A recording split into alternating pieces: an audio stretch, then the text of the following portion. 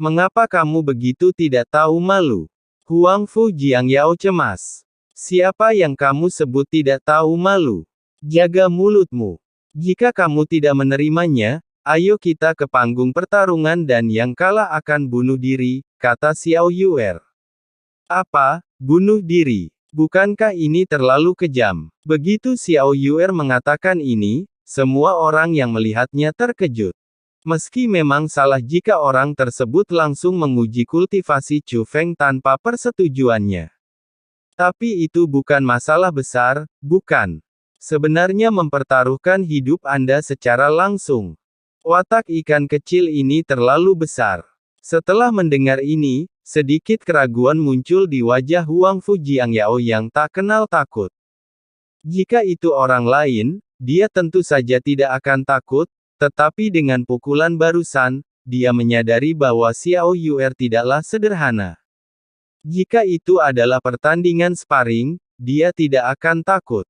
Tetapi jika dia mempertaruhkan nyawanya, dia sebenarnya tidak sepenuhnya yakin. Singkatnya, dia panik. Benda uji, jika dia ingin memberikannya padanya. Saat ini, suara lain terdengar. Sambil memperhatikan, 4 sosok keluar dari kabut putih. Keempat orang ini semuanya mengenakan pakaian yang sama dengan Huang Fu Jiangyao. Mereka semua membawa kotak kayu yang sama di belakang mereka. Yang pertama adalah laki-laki yang berpenampilan biasa saja, ia biasa saja dalam segala aspek, termasuk tinggi badan, wajah, bahkan temperamen.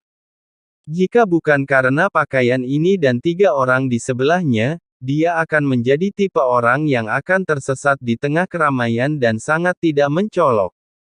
Yang kedua adalah seorang pria kekar, tingginya 9 meter, dibandingkan dengan tinggi normal 3 lainnya, dia tampak seperti raksasa kecil. Yang ketiga cukup tampan dan memiliki temperamen yang luar biasa. Yang keempat adalah anak laki-laki berambut putih. Dan suara tadi adalah suara seorang pemuda. Tuan kecil. Itu. Huang Fu Jiangyao memandang pemuda itu. Berikan padanya, kata anak laki-laki itu. Baik. Setelah mendengar ini, Huang Fu Jiangyao mengangguk sedikit, lalu mundur ke sisi pemuda itu. Adegan ini membuat semua orang menyadari bahwa status pemuda di antara 5 orang itu mungkin luar biasa. Pemuda ini masih murah hati, kata Chu Feng. Tetapi pemuda itu tersenyum tipis dan mau tidak mau berkata, bahkan jika saya memberikannya kepada Anda, apakah Anda sudah menggunakannya? Chu Feng tidak berbicara, tetapi menekan formula ajaibnya, batu itu tiba-tiba berkedip dengan cahaya, dengan cepat menutupi Chu Feng, dan kemudian tingkat budidaya Chu Feng muncul lagi. Manusia setengah dewa kelas 3. Melihat pemandangan ini, wajah Huang Fu dan 5 orang lainnya berubah, dan pemuda itu tidak bisa menahan diri untuk tidak terkejut. Mereka awalnya mengira Chu Feng tidak dapat mengaktifkannya karena objek ini memerlukan teknik khusus. Tapi dia tidak menyangka bahwa Chu Feng benar-benar akan mengembangkan metode rahasia untuk mengaktifkan benda ini. Dan itu masih dalam waktu yang singkat.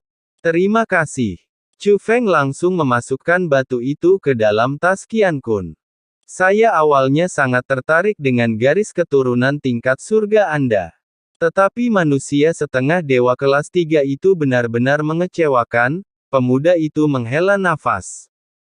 Tidak masalah kamu kecewa. Bagaimanapun, aku sangat puas dengan batu ujiannya, kata Chu Feng acuh tak acuh.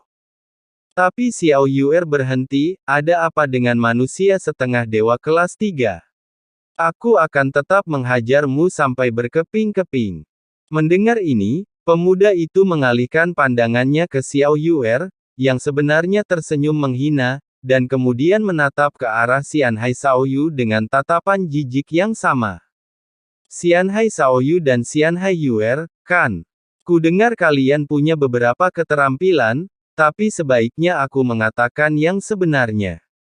Jika bukan karena Chu Feng, yang memicu fenomena garis keturunan tingkat surga di Istana Suci 7 Alam, saya tidak akan mencapai puncak 9 surga. Kamu tidak pernah menjadi targetku, karena kamu tidak bisa menjadi lawanku. Pemuda itu berkata kepada Xianhai Shaoyu dan Xiao Yuer. Begitu kata-kata ini keluar, terjadi keributan. Tidak perlu banyak bicara tentang reputasi Xianhai Shaoyu. Kekuatan Xianhai Yuer juga tercermin. Tapi terlalu sombong bagi orang ini untuk mengatakan hal seperti itu. Awalnya, orang mengira jika orang ini mengucapkan kata-kata seperti itu, dia pasti akan ditantang oleh Xianhai Yuer. Bagaimanapun, Huangfu Jiangyao baru saja menguji formasi Chu Feng, dan Xianhai Yuer langsung mengambil tindakan. Bagaimana dia bisa mentolerir seseorang yang merendahkan dirinya dan kakaknya seperti ini? Namun siapa sangka setelah mendengar ini, ekspresi Xianhai Yuer tidak berubah sama sekali, seolah-olah dia tidak mendengar apapun, dia berbalik dan berlari ke sisi Chu Feng. Saudaraku, kamu baik-baik saja? Xiao Yuer bertanya dengan prihatin. Tidak apa-apa, hanya menguji tingkat kultivasi saya. Jika Anda menguji tingkat kultivasi Anda masih bisa mendapatkan harta karun seperti itu.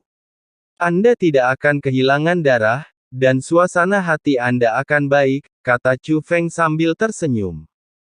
Kau pikir begitu? Saudaraku, kenapa kamu keluar? Apakah kamu di sini untuk menjemputku untuk tinggal bersamamu? Tanya Xiao Yuer.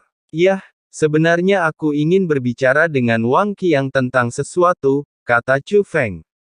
Kamu tidak menjemputku, Xiao Yuer cemberut, tapi dia tidak terlalu marah, malah dia langsung meraih lengan Chu Feng sambil tersenyum, ayo pergi, aku ikut juga.